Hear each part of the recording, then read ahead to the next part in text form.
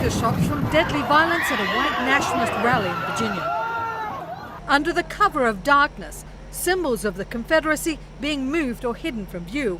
In Baltimore, a crane removed a monument to Robert E. Lee and Thomas Stonewall Jackson from its pedestal.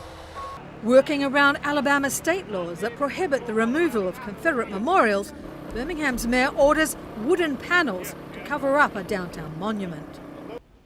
North Carolina's Durham sheriff is pushing for felony charges against protesters who already toppled a nearly century-old Confederate statue.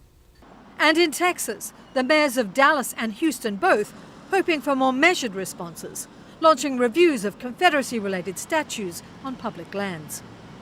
I think they are dangerous totems in our Dallas society because they divide us versus unite us. History has its good, history has its bad.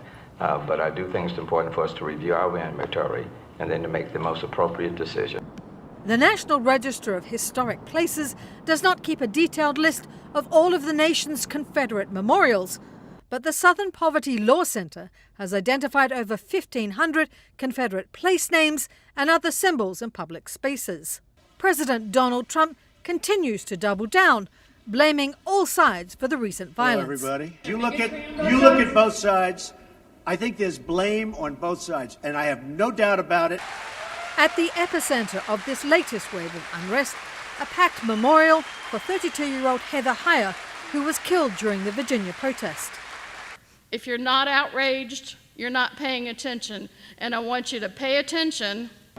The memorial, a short walk away from the street where an Ohio man plowed into a crowd of peaceful protesters on Saturday, killing Heyer and injuring 19. Today on the streets of Charlottesville, a mix of emotions. We will not go back to days of hatred and bigotry and division. We're not going back. And fear is coupled with disbelief.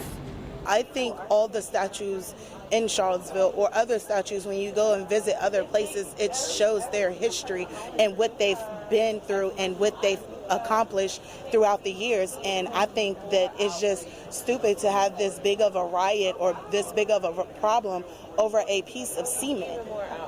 All over Charlottesville, I'm gonna let it shine. More than 150 years after the Civil War ended, the battles are continuing.